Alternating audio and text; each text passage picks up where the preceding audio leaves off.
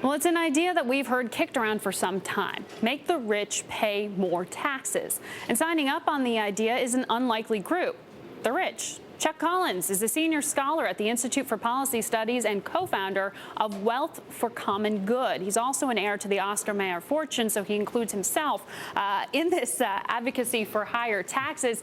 Tell me, Chuck, why raise taxes when we're trying to get out of a recession? Well, ideally, we don't have to raise taxes, but the alternative is what worries me is, are we going to keep adding to the debt? Are we going to keep borrowing? Are we going to tax lower and middle income people? Where's the money going to come from? We can all think of things that we'd like to cut in terms of spending, but the reality is we have some pretty overdue, long overdue investments in education. So our view is taxing the wealthy doesn't have quite the same effect on investment as the spending habits, the consumption habits of low and middle income people.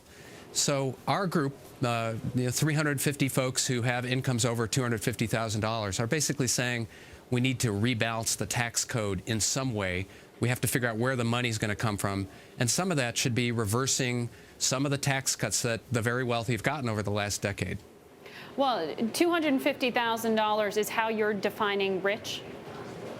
Well, incomes over $250,000 and up. So one of the proposals that's on the table is to allow the tax cuts that wealthy individuals got in 2001 and 2003 to expire next year. Right. And we're basically saying, there's a group out there that says, we're not excited about paying taxes, but it seems reasonable given the current situation, given the current fiscal situation, as well as the needs that are out there for the wealthy to pay a bit more.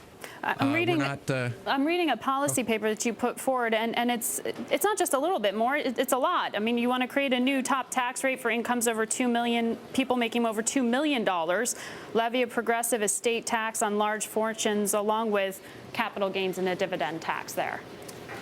Yes, I was an author of a research report that looked at 7 ways that we could raise revenue from the very wealthy. And so including reversing the tax cuts of the last 10 years, we are probably going to be, and we are going to preserve the estate tax. That's part of the discussion of the next couple months. There are a number of our members, Howard Behar, former president of Starbucks, Reed Hastings, and others who've said, the CEO of Netflix, who say we should raise the top tax rate. I mean, I grew up I was born in the 1950s. The top tax rate, the effective rate that people with the equivalent of a $2 million income today paid was almost 50%. And today it's less than 23%. So we have been shifting the tax obligations off the wealthy onto middle income taxpayers, off of global corporations onto small and local businesses. And so at some point we have to say, should we keep moving in that direction where we keep reducing taxes on the wealthy? Well, we think we should reverse it. I want to, and I appreciate your point. I want to play devil's advocate here. I'm looking at the Treasury Office of Tax Analysis, and they say in 2005, the share of taxes paid by the bottom 50% of taxpayers was at 3.6%.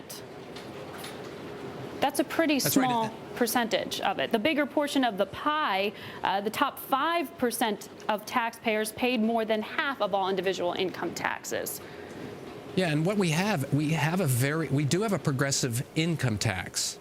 If you look at the overall tax bite on ordinary families, if you include federal, state, and local taxes, it's about 30%. If you look at the same for the wealthy, it's about 31% effective tax rate. So we essentially have a flat tax if you factor in all the various forms of taxes. What makes the tax system at all progressive is the federal tax system. Now, what the statistics you said are true. I agree. What we've seen, though, is inequality of income has grown so much. So let's just again look at 2001, 2003. Wealthy individuals like myself and members of Wealth for the Common Good got massive tax cuts. We got 31% of all the value of the tax cuts. That is part because an enormous percentage of the income of the last 10 years has gone to that top 1% of households. Well, the key concern right now for so many is job creation, because we see the unemployment rate ticking higher and higher towards that 10% level.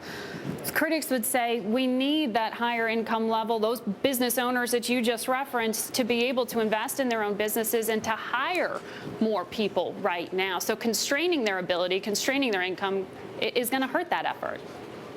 Well, again, we have a lot of investors, business leaders in our community. Their view is, yes, we want to make we need to make private investments, but we also need to make some long overdue public investments in infrastructure that will help raise the floor and actually stimulate the economy as well. And where's the money going to come from? Thank you, Chuck. And you've got good company in this. I know Warren Buffett, George Soros, Bill Gates have all worked with you on this idea. Thank you so much for joining us.